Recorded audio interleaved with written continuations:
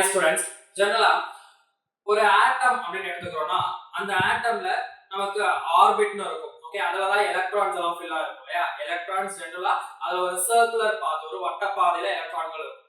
அந்த எலக்ட்ரான்ஸ் அந்த ஆர்பிட்டுக்குள்ள எந்த இடத்துல இருக்கும் அப்படினா ஆர்பிட்டால்ஸ்ல இருக்கும். ஓகே, இந்த ஆர்பிட்டால்ஸ் எனக்கு ஜெனரலா ஒரு ஆட்டம் எடுத்துக்கிட்டோம்னா அது எக்கச்சக்கமான ஆர்பிட்டால்ஸ் இருக்கு. ஓகே, எவ்வளவு n நம்பர் ஆஃப் ஆர்பிட்டால்ஸ் இருக்கு.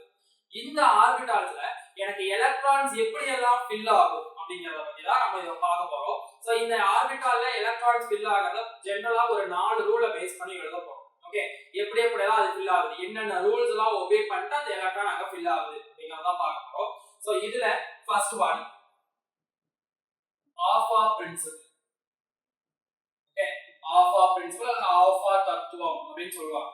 ஆல்பா பிரின்சிபல்னா என்ன அப்படினா முன்னாடியே சொன்ன மாதிரி நிறைய ஆர்பிட்டால்ஸ் இருக்கு. ஓகே, அந்த ஆர்பிட்டால்ஸ்ல எலக்ட்ரான் ஃபர்ஸ்ட் ஃபில் ஆகும்போது எங்க போய் ஃபில் ஆகும் அப்படினா ஜெனரலா நம்ம ஏணி ஏறுறோம் இல்லையா? ஏணி ஏறும்போது கீழ்ப்படி ஏறினதுக்கு அப்புறம் தான் நம்ம ஒவ்வொண்ணா அடுத்து மேல்படிக்கு போக முடியும் இல்லையா? இதே போலதான் ஆர்பிட்டால்ஸ்லயும் எது எனர்ஜி லோவா இருக்கோ, ஓகே, எது ஆற்றல் கம்மியா வச்சிருக்கோ அதுதான் ஃபர்ஸ்ட் ஃபில் ஆகும். ஓகே, அதுல எலக்ட்ரான் ஃபில் ஆனதுக்கு அப்புறம் தான் அடுத்து எனக்கு ஆற்றல் அதிகமா இருக்கிறது, எனர்ஜி அதிகமா இருக்கிறதுக்கு போகும். ஓகே, இதுக்கு ஒரு டயகிராம் நீங்க ஃபெமிலியரா பார்த்திருப்பீங்க, புக்லயே இருக்கும் இல்லையா? எனர்ஜி எதுக்கு லோவா இருக்கோ அந்த எனர்ஜி கம்மியா இருக்கிற ஆர்பிட்டால் ஃபர்ஸ்ட் ஃபில் ஆகும். அதே அடுத்து எனக்கு எனர்ஜி அதிகமா இருக்கிறது ஃபில் ஆயிட்டே வரும். Okay, so lower energy orbitals first fill ஆகும், ஹையர் எனர்ஜி ஆர்பிட்டால்ஸ் லாஸ்டா ஃபில் ஆகும். ஓகே, குறைவான ஆற்றல் கொண்ட ஆர்பிட்டால் ஃபர்ஸ்ட்லயோ அதிக ஆற்றல் கொண்ட ஆர்பிட்டால் கடைசியிலயும் நிரம்பும். Okay, lower energy orbitals fills first, higher energy orbitals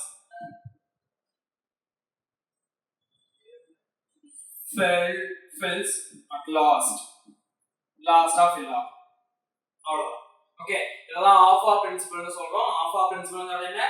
electrons fill ஆகும்போது lower energy orbitals first fill ஆகும், ஹையர் எனர்ஜி ஆர்பிட்டால்ஸ் லாஸ்டா ஃபில் ஆகும். ஓகே, ஆர்பிட்டால்ஸோட எனர்ஜியோட இன்கிரீசிங் ஆர்டர்ல எலக்ட்ரான்ஸ் ஃபில் ஆகும். இதெல்லாம் ஆல்பா பிரின்சிபல் அப்படினு சொல்றோம். ஆல்பா பிரின்சிபலோட டயகிராம் இது. இந்த டயகிராம்ல நமக்கு டயகிராம் நீங்க மெமரைஸ் பண்ணாதான் எழுத முடியுமா அப்படினா டயகிராமை மெமரைஸ் பண்ணா क्वेश्चन எழுதணும், இத மெமரைஸ் பண்ணாதான் எழுத முடியுங்கிற எந்த ஒரு அவசியமும் இல்ல. ஓகே, நமக்கு நீட் எக்ஸாம்ல எலக்ட்ரான்ஸ் எப்படி எல்லாம் நம்ம ஃபில் பண்ணி எழுதுறது, ஒரு 4 ஆர்பிட்டால் கொடுக்கறாங்கன்னா அந்த 4 ஆர்பிட்டால்ஸ்ல எலக்ட்ரான்ஸ் எப்படி ஃபில் பண்ணி எழுதுறது அப்படிங்கறத பேஸ் பண்ணி இதுக்கு பதிலா இந்த ஆல்பா பிரின்சிபலுக்கு பதிலா நம்ம வேற ஒரு ரூல் யூஸ் பண்ணலாம். ஓகே, அத n+l ரூல் அப்படினு சொல்றோம். இந்த n+l ரூலை பத்தி நான் லாஸ்டா சொல்றேன்.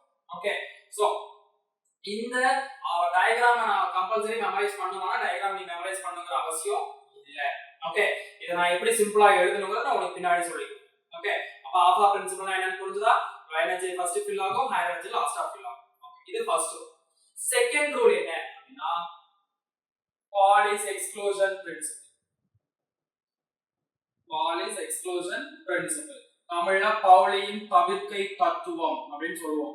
இதுல என்ன Pauli's exclusion principleல வரும் அப்படினா, இப்போ ஒரு ஆட்டம் எடுத்துக்கிறோம் அப்படினா அந்த ஆட்டம்ல இருக்கிற எந்த ரெண்டு எலக்ட்ரான் எடுத்தாலும் சரி, ஓகே, ஒரு ஆட்டம்ல இருக்கிற எந்த ரெண்டு எலக்ட்ரான் எடுத்தாலும் சரி, ஃபர்ஸ்ட் எலக்ட்ரான் லாஸ்ட் எலக்ட்ரான் எடுத்தாலும் சரி, இது ஒரே ஆர்பிட்டால்ல இருக்கிற ரெண்டு எலக்ட்ரான் எடுத்தாலும் சரி, no two electron have same set of 4 quantum numbers.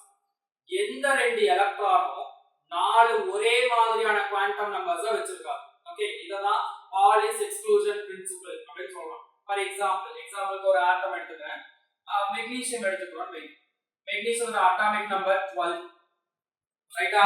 இதோட electronic configuration 1s2 2s2 2p6 3s2. இப்போ இந்த எலக்ட்ரான்ஸ் இருக்கு, மொத்தம் 12 எலக்ட்ரான்ஸ் இருக்கு. இந்த 12 எலக்ட்ரான்ஸ்ல நீ எல்லாமே ஒண்ணாவே எடுக்கணும்ங்கற எந்த ஒரு நெசசிட்டியும் கிடையாது. நீ 1 இதுல இருந்து 1 எடுத்துக்கலாம், ஆர் இங்க ரெண்டுல எது வேணாலும் எடுத்துக்கலாம். அல்லது இது 1ல இருக்கிற ரெண்டு எலக்ட்ரானை கூட எடுத்துக்கலாம். ஓகே, அது நம்மளோட விருப்பம் தான். சோ நான் இப்ப 3sல இருக்கிற ரெண்டு எலக்ட்ரானை எடுக்கிறேன்னு வைங்க. 3sல ரெண்டு எலக்ட்ரான். இப்போ நான் என்ன பண்ண போறேன்னா இந்த ஃபர்ஸ்ட் இருக்கிற எலிமெண்ட்க்கு 4 குவாண்டம் நம்பர்ஸ் எழுத போறேன். இந்த அடுத்து இருக்கிற இந்த ஒரு எலக்ட்ரானுக்கு நான் 4 குவாண்டம் நம்பர் எழுதுறேன். ஓகே, ரெண்டுக்குமே நான் 4 குவாண்டம் நம்பர்ஸ் எழுதுறேன். n l m yes. Principal quantum number, azimuthal quantum number, magnetic quantum number, spin quantum number. முதன்மை குவாண்டம் எண், கோண உந்த குவாண்டம் எண், காந்த குவாண்டம் எண், சுழற்சி குவாண்டம் எண், சுழற்சி குவாண்டம் எண் அப்படி சொல்லி மொத்தம் 4 குவாண்டம் நம்பர்ஸ் எழுதுவோம். ஓகே, கவனி. n-ங்கிறது எப்பவுமே என்ன அப்படினா முன்னாடி என்ன நம்பர் இருக்கோ, நம்ம எந்த எலக்ட்ரான்ஸ் எடுக்கிறோமோ அந்த எலக்ட்ரானோட ஆர்பிட்டால்ஸ்ல முன்னாடி என்ன நம்பர் இருக்கோ அதுதான் n. ஓகே, அப்ப இங்க முன்னாடி என்ன நம்பர் இருக்கு? 3 இருக்கா? அப்போ இங்க n வேல்யூ 3 இதுவும். ஏன்னா இந்த எலக்ட்ரானும் எனக்கு இதே 3s ல தான் இருக்கு, இந்த எலக்ட்ரானும் அதே 3s ல தான் இருக்கு. அப்ப இதுவும் 3s அதுவும் 3s னா அப்போ n வேல்யூ என்னவோ 3 தானே. ரைட்டா? அதுல எந்த சேஞ்சஸும் கிடையாது. அடுத்து l என்ன ஆர்பிட்டால்னு பாருங்க. s orbital. s ஆர்பிட்டாலா இருந்துச்சுனா l வேல்யூ 0. ஓகே, s ஆர்பிட்டாலா இருந்தா l ஓட வேல்யூ 0. p ஆர்பிட்டாலா இருந்தா l value 1. d ஆர்பிட்டால்னா l value 2. f க்கு l வேல்யூ 3. இப்ப பாரு, s ஆர்பிட்டால்னு கொடுத்திருக்கமா. s ஆர்பிட்டாலா இருந்தா l வேல்யூ என்ன? 0. சோ 0 0. s l வேல்யூ 0 அப்படினா m ஓட வேல்யூவும் 0 தான். ஏனா m ஓட வேல்யூங்கிறது -l ல இருந்து +l வரை. ஓகே, அப்ப l ஓட வேல்யூவே 0 னா அப்ப -0 ல இருந்து +0. 0 எனிவே 0 தான் இல்லையா? அப்ப m ஓட வேல்யூ 0 0. முன்னாடி இருக்கிற எலக்ட்ரான் பாரு, ஃபர்ஸ்ட் எலக்ட்ரான் பாரு அப்வர்ட் டைரக்ஷன்ல இருக்கா, தட் இஸ் மேல பார்த்த மாதிரி இருக்கு. இந்த மாதிரி மேல பார்த்த மாதிரி எலக்ட்ரான்ஸ் இருந்ததுனா அதுக்கு +1/2 ஸ்பின்.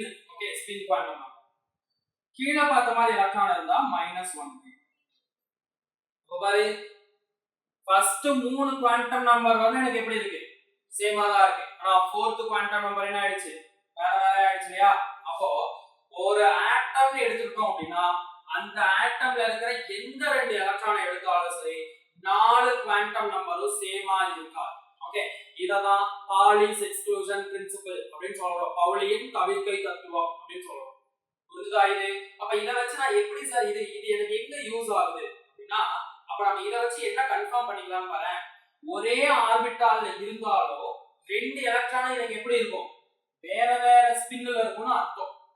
அத கன்ஃபார்ம் பண்ணிக்கலாமா? ஒரே ஆர்பிட்டால்ல 2 எலக்ட்ரான் இருந்தாலும், தட் இஸ் இந்த 3s லயே எனக்கு 2 எலக்ட்ரான் இருக்கு. ஆனா அந்த 2 எலக்ட்ரானுமே எனக்கு எப்படி இருக்கு? ரெண்டும் வேற வேற ஸ்பின்ல இருக்கு, வேற வேற சுழற்சியில இருக்கு இல்லையா? அத வச்சு நம்ம இத கன்ஃபார்ம் பண்ணிக்க முடியும். அப்போ ஒரு ஆர்பிட்டாலுக்குள்ள நீ 2 எலக்ட்ரான் போடுறனா கண்டிப்பா அந்த 2 எலக்ட்ரானும் எப்படி இருக்கணும்? ஒன்னு அப்வர்ட் டைரக்ஷன் மேல பார்த்த மாதிரி இருக்கணும், இன்னொன்னு டவுன்வர்ட் டைரக்ஷன் கீழ பார்த்த மாதிரி இருக்கணும். புரிஞ்சா? இது பவுலியின் தவிர்க்கை தத்துவம், Pauli's exclusion principle. Third one, Kunz rule, Kunz விதி.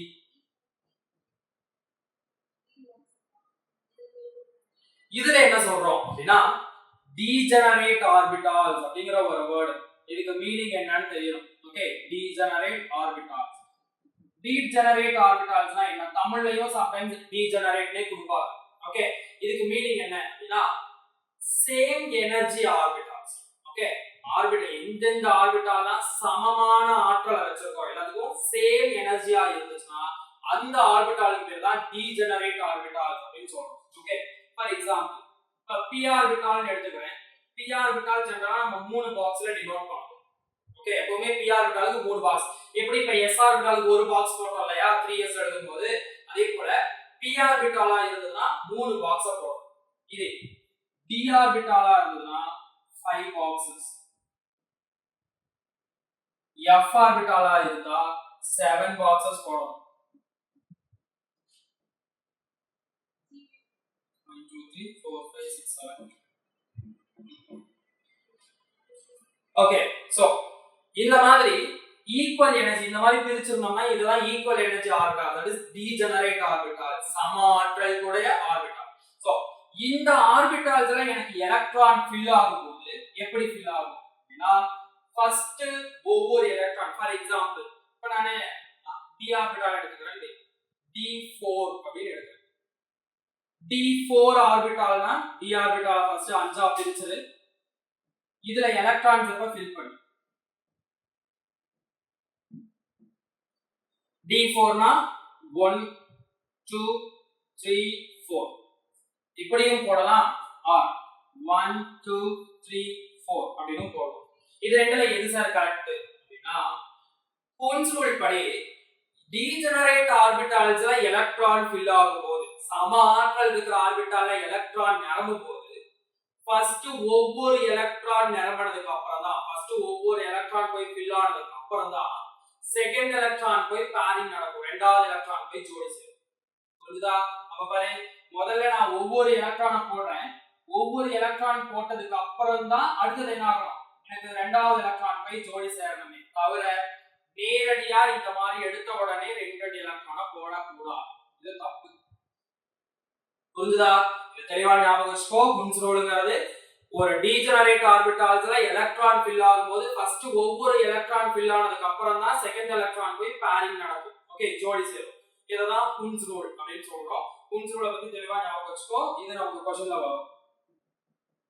ஓகே, இந்த மூணு ரூல்ஸ்மே ஆல்பா principle, Pauli's exclusion principle and குன்ஸ் ரூல் இது மூணுலயுமே டயகிராம் கொடுத்து क्वेश्चन கேட்பாங்க. ஓகே, அதனால அந்த டயகிராம் கொடுத்து क्वेश्चन கேட்டா எப்படி அட்டெண்ட் பண்ணனும்ங்கறத தெளிவா பார்க்கணும். ஒவ்வொன்றையும் ஒவ்வொன்னு சொல்லிருக்கோம். ஆல்பா பிரின்சிபலா இருந்தா எனர்ஜியை பேஸ் பண்ணி எழுதணும்னு சொல்லிருக்கோம். அதே பாலிஸ் எக்ஸ்க்ளூஷன் பிரின்சிபலா இருந்தா ஒரே ஆர்பிட்டால்ல ரெண்டு சேம் ஸ்பின் இருக்காது, கரெக்ட்டா வேற வேற ஸ்பின்னா இருக்கும்னு சொல்லிருக்கோம். இப்போ குன்ஸ் ரூல் பாக்கும்போது எடுத்த உடனே ஜோடி சேரக்கூடாது. ஃபர்ஸ்ட் ஒவ்வொண்ணா ஃபில் ஆனதுக்கு அப்புறம் தான் அகைன் பேரிங் நடக்கும் அப்படிங்கறது சொல்லிருக்கோம். மூணுக்கு மூணு ரூல் சொல்லிருக்கோம். அடுத்து நான் இந்த ஆல்பா பிரின்சிபலை எப்படி ஈஸியா எழுதலாம்ங்கிறதுக்கு ஒரு ரூல் ஒன்னு சொன்னேன், ஞாபகம் இருக்கா? n+l ரூல்னு. அந்த n+l ரூல்னா என்னன்னு பாப்போம். ஓகே, n+l ரூல் அப்படினா என்னன்னா ஃபர்ஸ்ட் n னா என்னன்னு தெரியும். n அப்படினா பிரின்சிபல் குவாண்டம் நம்பர், முதன்மை குவாண்டம் எண். l ங்கிறது அசிமுதல் குவாண்டம் எண், கோண உந்த குவாண்டம் எண் அப்படினு சொல்றோம். ஓகே, இப்போ இந்த ரெண்டு குவாண்டம் நம்பரை வச்சு நம்ம எப்படி கால்குலேட் பண்றது, எப்படி நம்ம எனர்ஜியை கண்டுபிடிக்கிறது அப்படினா இங்க ஒரு நாலு ரூல்.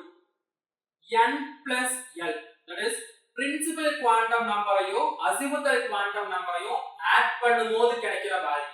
ஓகே, முதன்மை குவாண்டம் எண்ணையும் கோண உந்த குவாண்டம் எண்ணையும் கூட்டும்போது கிடைக்கிற வேல்யூ ஹையரா இருந்துச்சுன்னா அந்த ஆர்பிட்டாலோட எனர்ஜியும் ஹையரா தான் இருக்கும்.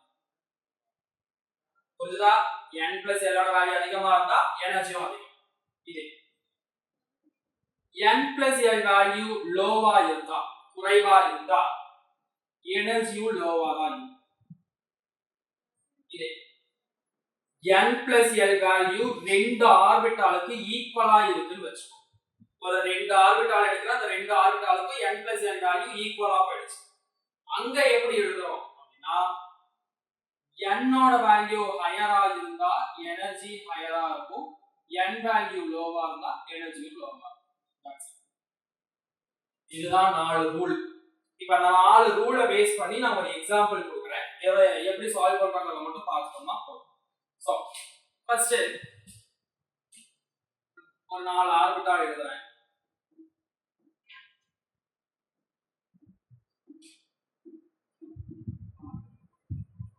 இப்போ இந்த நாலு ஆர்பிட்டாலோட எனர்ஜி இன்க்ரீஸ் ஆகுற ஆர்டர் கேக்குறாங்கன்னு வெச்சுக்கோ.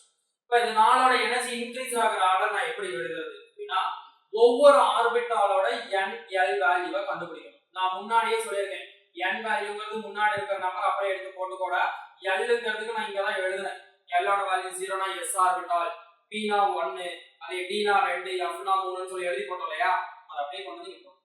அது 5 plus s ஆர்பிட்டாலுக்கு l வேல்யூ 0 5.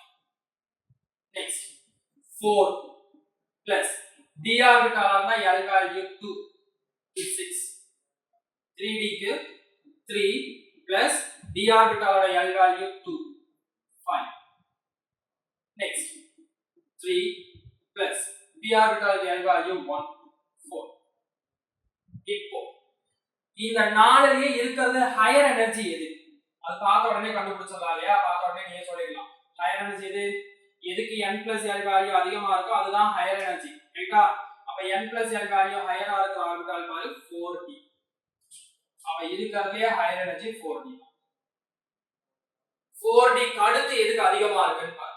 இங்க இதுலயும் n plus l வேல்யூ 5 இதுலயும் n plus l வேல்யூ 5 இப்போ இது ரெண்டுல நான் எனர்ஜி எதுக்கு அதிகம்னு சொல்லிருக்கேன் பாரு n plus l வேல்யூ ஈக்குவலா இருந்துச்சுனா n வேல்யூ ஹையரா இருந்தா எனர்ஜி ஹையரா இருக்கும்னு சொல்லிருக்கமா n வேல்யூ லோவா இருந்தா எனர்ஜி லோ அப்போ இது ரெண்டுல எனக்கு எனர்ஜி அதிகமா இருக்குதுன்னு பார்த்தா n வேல்யூ ஹையரா இருந்தா எனர்ஜி அதிகம் அப்ப n வேல்யூ ஹையரா இருக்கிறது 5s ஓகே அப்ப 4d க்கு அடுத்து ஃபில் ஆகிறது அடுத்த எனர்ஜி கம்மியா வச்சிருக்கிறது 5s இதுக்கு அடுத்து of course இதுக்கு தான் n plus l வேல்யூ 5 இல்லையா சோ அடுத்து 3d லாஸ்டா n plus l வேல்யூ லோவா இருக்கிறது 3p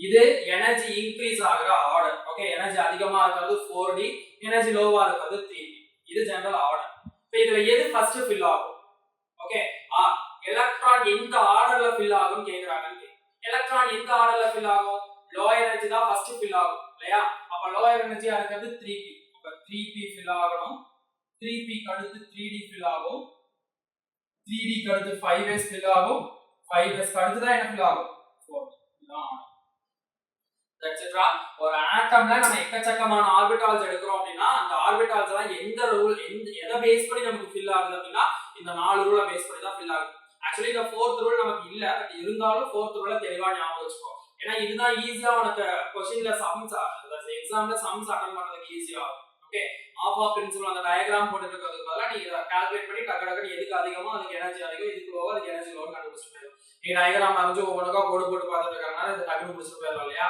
அதனால so Aufbau principle Pauli's exclusion principle குன்ஸ் ரூல் அடுத்தது இந்த n plus l இந்த 4 ரூலையும் தெளிவா ஞாபகம் வச்சுக்கோ இதுல இருந்து क्वेश्चंस கேட்பாங்க நீட் எக்ஸாம்க்கு क्वेश्चंस கேட்பாங்க ஓகே நெக்ஸ்ட் கிளாஸ்ல பார்ப்போம்